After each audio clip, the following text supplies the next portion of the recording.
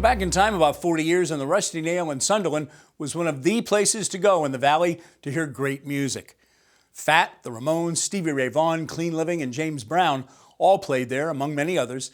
The Rusty Nail burned to the ground 30 years ago this July, but now producer Tony Dunne and videographer Mark Langevin take us back down Route 47 to the heyday of this gone but not forgotten landmark.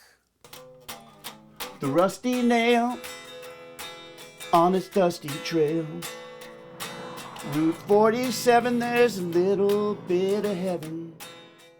The Rusty Nail was one of those places. It was out in the middle of nowhere. I couldn't tell you where it was now. If we drove past it, I probably wouldn't recognize the place. It looked like this just barn sitting out in the middle of a parking lot. And the parking lot would just be packed. Cars would be lined up on Route 47 all the way back to the Hadley line. I thought, oh boy, this is going to be fun, and I kind of expected chicken wire in front of the stage and that kind of thing. And I walked in, and it was very dark, a lot of wood inside. Woody would be a term. It was just like walking into any kind of roadside honky-tonk. And then there was a bar right in front. And beer was cheap. Always great shows, really good sound. And it smelled musty, and it also smelled flammable. It smelled like it might go up at any moment. The range of smells at the Rusty Nail was interesting. And unfortunately, it did finally burn. It opened in the early 70s in sort of nowhere. It was right off Route 47 in Sunderland, Mass.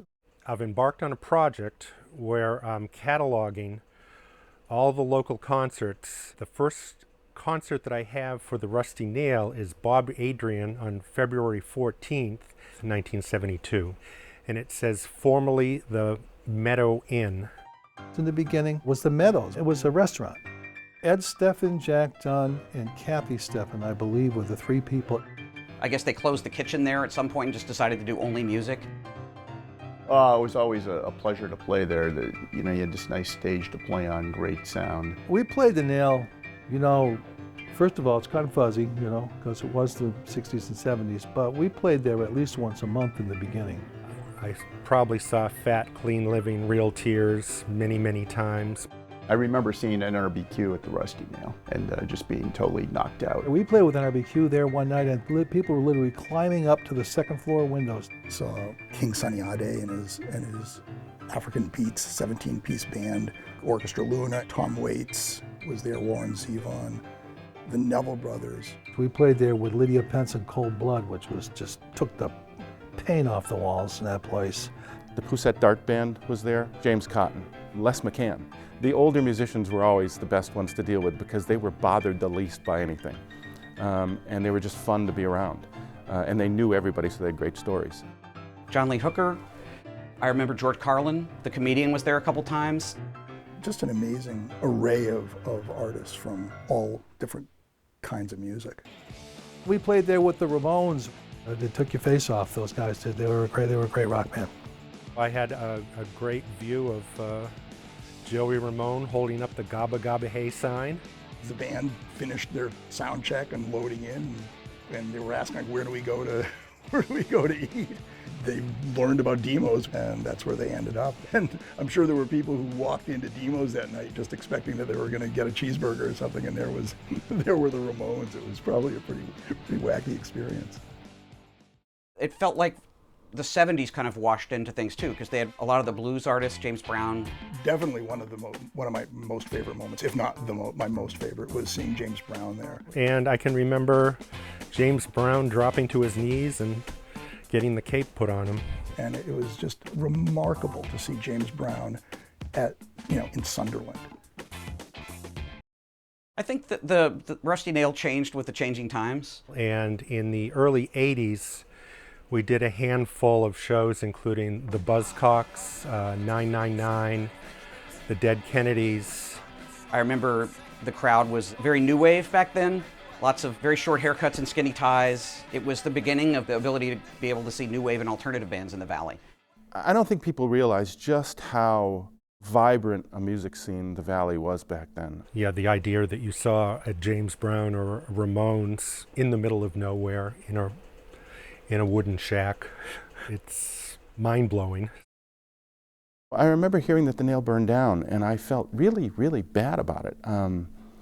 It was just kind of like an era had gone, and you don't get those kind of places back again. You know, it just felt like a place that we kind of took for granted. So right behind Peter and me is this scene of the Rusty Nail, where the Rusty Nail stood for most of the 1970s through to 1985, and all those incredible acts played here. I often wonder if there's not a kind of a honky-tonk version of the Amityville Horror where somebody wakes up in the middle of the night and they hear Freddie King or Johnny Winter, you know, or Tom Waits singing and go, honey, do you hear that? You know, because there's a lot of solid, good vibes in that earth right there. If you went there a lot, then you know, it had a big impact on you and influence on you to this day. There's a club on 116 called the O's. It's 3 miles away from where the Rusty Nail was, and because of that, people go to see us play there because it's near where the Rusty Nail used to be. We had a reunion show on February 12th in 2012. A lot of the guys from Clean Living, almost all the Fat was there. Mitch Shakur, great talent, still, you know, playing great, was there. Real Tears, Jim Bridges, and were there, and you know, it was just remarkable to reach out and touch that again. It's 30 years. That's the thing that's amazing. I mean, the place has been gone since July of 1985. It's not so much a product of it having been the Rusty Nail. It would have been something else if it wasn't the Nail, but that was the place where, for that generation, for this generation of people, they saw a lot of the bands that were part of their formative years. It was a community experience around this great entertainment. And that's what this area was all about back then. And we personified the best of that era. And that was the club. That was kind of the temple in the middle of it all. The Rusty Nail on its dusty trail. On Route 47, there's a little bit of heaven. Route 47, there was a little piece of heaven.